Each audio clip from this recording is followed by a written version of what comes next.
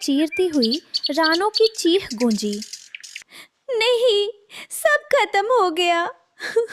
ऊपर पेड़ की शाख पर बैठा मिट्ठू तोता अपनी सूखी मिर्च छोड़कर नीचे झांकने लगा।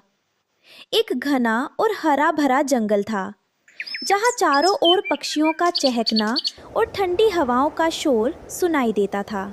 इसी जंगल के एक कोने में रानो चिड़िया का एक छोटा सा मिट्टी का घर था। रानो एक साधारण चिड़िया थी, जो न केवल मेहनती थी बल्कि पूरे जंगल में अपनी ईमानदारी के लिए जानी जाती थी। वह एक किसान थी और पसीने की कमाई पर भरोसा करती थी। चिलचिलाती धूप थी। रानो सुबह से अपने खेत में निराई गुड़ाई कर रही थी। उसे लकड़ी काटने के लिए अपनी पुरानी लोहे की कुल्हाड़ी का सहारा लेना पड़ता था। उफ, आज गर्मी बहुत है, गला सूख रहा है। चलो पहले नदी से थोड़ा पानी पी लेती हूँ, फिर काम खत्म करूँगी। रानो उड़कर नदी के किनारे पहुंची। उसने अपनी कुल्हाड़ी एक पत्थर पर टिका दी और जैसे ही झुककर पानी पीने लगी, उसकी पूंछ का एक झटका कुल्हाड़ी को लग गया। कुल्हाड़ी सीधे गहरे नीले पानी के अंदर चली गई। नहीं, मेरी कुल्हाड़ी! हे भगवान, ये क्या हो गया? उसने पानी में झांका, लेकिन कुल्हाड़ी बहुत गहरे जा चुकी थी। रानो दहाड़े मार मार कर रोने लगी। जब रानो नदी किनारे रो रही थी, तभी मिट्ठू तोता उड़कर उसके पास आया। अरे रानो बहन, इतनी दोपहर में ये रुदन कैसा? क्या किसी बाज ने तुम पर हमला किया या घोंसला टूट गया? नहीं मिट्ठू भाई, मेरी कुल्हाड़ी, वह इस गहरे पानी में समा गई। अब मैं क्या करूंगी?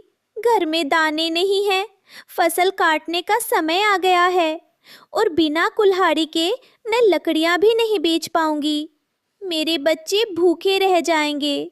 मेरे पास नई कुल्हाड़ी खरीदने के लिए एक धेला भी नहीं है। धैर्य रखो रानो, सुना है ये नदी चमत्कारी है। जो सच्चे दिल से पुकारता है, उसकी मदद खुदा या शायद ये नदी खुद करती है। रानो का विलाप इतना सच्चा और करुण था कि नदी की शांत लहरों में कंपन होने लगा।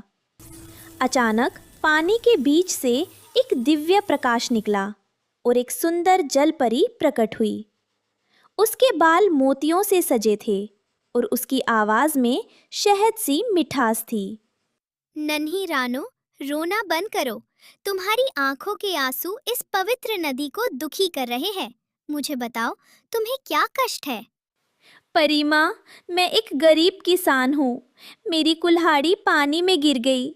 वही मेरा एकमात्र सहारा थी। अब मैं पूरी तरह असहाय हूँ। धैर्य रखो रानो, तुम्हारी मेहनत का फल कभी बेकार नहीं जाएगा। मैं तुम्हारी मदद करूंगी। जलपरी ने आंखें बंद की और पानी में एक डुबकी लगाई।